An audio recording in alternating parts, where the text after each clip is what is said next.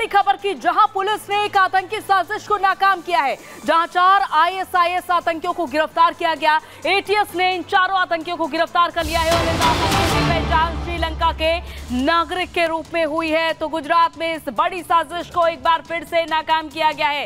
इस आतंकी साजिश को इससे पहले भी जहां सूरत में एक आतंकी साजिश को नाकाम किया था, और एक बार फिर से अब गुजरात से बड़ी खबर आती है जहां 4 आतंकी गिरफ्तार कर लिए गए हैं और इनका कनेक्शन आईएसआईएस से बताया जा रहा है और पहचान श्रीलंका के नागरिक के रूप में हुई है। और आपकी टीवी स्क्रीन पर इन चारों आतंकियों की ये फोटो भी सामने आई है। तो बात गुजरात पुलिस को मिली बड़ी सफलता की कर लेते हैं। गुजरात पुलिस ने 4 आतंकियों को गिरफ्तार किया। क्या है, ये चारों आतंकी देश में आतंक विरोधी जो साजिश चल रही है उसे नाकाम करने की कोशिश कर रखे थे, यानी आतंकी घटना को अंजाम देने के काम में लगे हुए थे।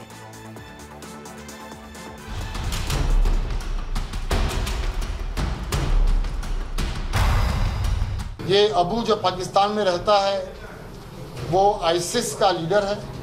आईएसआईएस का प्लान अहमदाबाद में नाकाम।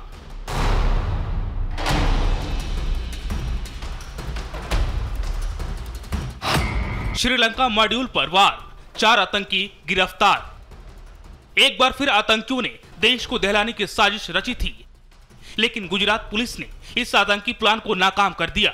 आतंकियों के इस प्लान पर गुजरात एटीएस ने अहमदाबाद में ध्वस्त कर दिया। चुनाव के बीच गुजरात एटीएस ने बड़ी कामयाबी हासिल की है, जिसमें पुलिस ने अहमदाबाद के सरदार वल्लभ भाई पटेल एयरपोर्ट से इस्लामिक स्टेट के 4 आतंकवादियों को गिरफ्तार किया है। पुलिस के मुताबिक जिन 4 आतंकियों को गिरफ्तार किया गया है वो सभी आईएसआईएस के संपर्क में थे और श्रीलंकाई नागरिक हैं, जिनके मंसूबों पर पुलिस ने पानी फेर दिया। एंटी टेररिस्ट स्क्वाड की अलग अलग टीम्स की रचना की गई और अहमदाबाद एयरपोर्ट पे उनको अलग अलग स्ट्रैटेजिक लोकेशंस पे डिप्लॉय किया गया। और जैसे ये 4 लोग एयरपोर्ट पे आए, उनको डिटेन करके प्राथमिक पूछपरछ की गई। प्राथमिक पूछपरछ में उनका जब नाम पूछा गया तो इंफॉर्मेशन में जो 4 नाम मिले थे वो नाम कंफर्म हुए। जिन आतंकियों को पुलिस ने गिरफ्तार किया है उनमें मोहम्मद नुसरत, मोहम्मद फारिश, मोहम्मद नफरान और मोहम्मद रशदीन शामिल है। सिर्फ यही नहीं, पुलिस ने इन आतंकियों को लेकर कई बड़े खुलासे भी किए हैं। पुलिस के मुताबिक फरवरी 2024 में ये चारों अबू नाम के शख्स के संपर्क में थे, जो पाकिस्तान में रहता है और आईएसआईएस नेता है। ये लोग सोशल मीडिया के जरिए उसके संपर्क में थे। अबू ने उन्हें भारत में आतंकी हमला करने के लिए कहा था। उनकी जब पूछपरछ हुई तो उन्होंने पूछपरछ के दरमियान एटीएस के अधिकारियों को यह बताया कि इसी साल फरवरी में पाकिस्तान के रहवासी अबू, जो ओरिजिनली श्रीलंका के हैं लेकिन अब पाकिस्तान में रहता है, अबू के साथ वो फरवरी 2024 में संपर्क में आए थे। ये अबू जो पाकिस्तान में रहता है वो आईसिस का लीडर है। पुलिस ने आतंकियों के उस अड्डे पर भी छापेमारी की जहां पर हथियार छिपाए गए थे। पुलिस ने पाकिस्तान निर्मित गोला बारूद बरामद किया है। 3 पाकिस्तानी निर्मित पिस्तौल और 20 सक्रिय कारतूस भी बरामद किए हैं। हालांकि सभी पकड़े गए आतंकियों से गुजरात एटीएस की टीम पूछताछ कर रही है और इनके पीछे मास्टरमाइंड की साजिश तक पहुंचने की कोशिश कर रही है। माना जा रहा है कि चुनाव के दौरान ही आतंकियों की साजिश थी कि देश भर में आतंकी घटनाओं को अंजाम दिया जा सके, लेकिन समय रहते ही गुजरात पुलिस ने इसे नाकाम कर दिया। Bureau report, Republic Bharat. Jatin हमारे सहयोगी इस खबर पर हमारे साथ जुड़ चुके हैं। जतिन, इस मॉड्यूल के बारे में और क्या कुछ जानकारी मिल पा रही है? आखिर क्या प्लानिंग थी और कैसे इस साजिश को नाकाम कर पाई एटीएस? आज बिल्कुल देखिए, आईसिस का खुरासान जो नेटवर्क है, जो भारत में अपने पैर पसारने की कवायद में लगा हुआ है पिछले काफी समय से, उसी मॉड्यूल से जुड़े हुए ये चारों आतंकी हैं। हालांकि इनिशियल इन्वेस्टिगेशन चौंकाने वाले खुलासे कर रही है।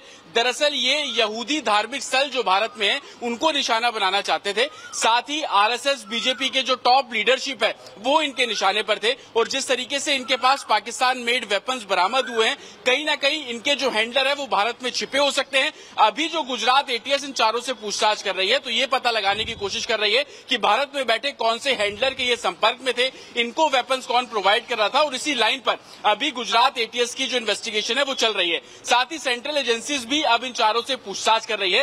हालांकि ये भी आशंका जताई जा रही है कि ये चुनावी रैलियों के दौरान किसी बड़े आतंकी हमले की फिराक में थे। फिदायीन हमला भी ये कर सकते थे। इनको बाकायदा ट्रेनिंग दी गई है।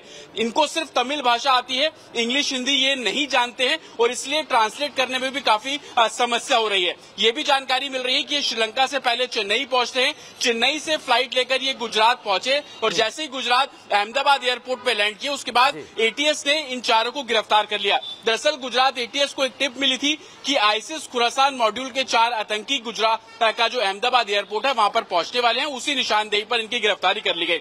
लेकिन यहूदी धार्मिक प्लेस को निशाना बनाना या बीजेपी, आरएसएस और हिंदूवादी जो नेता है, जो अपनी बातें मुखर तौर पर रखते हैं, उनको निशाना बनाने की इनकी प्लानिंग थी ताकि देश में अस्थिरता को बढ़ाया जा सके।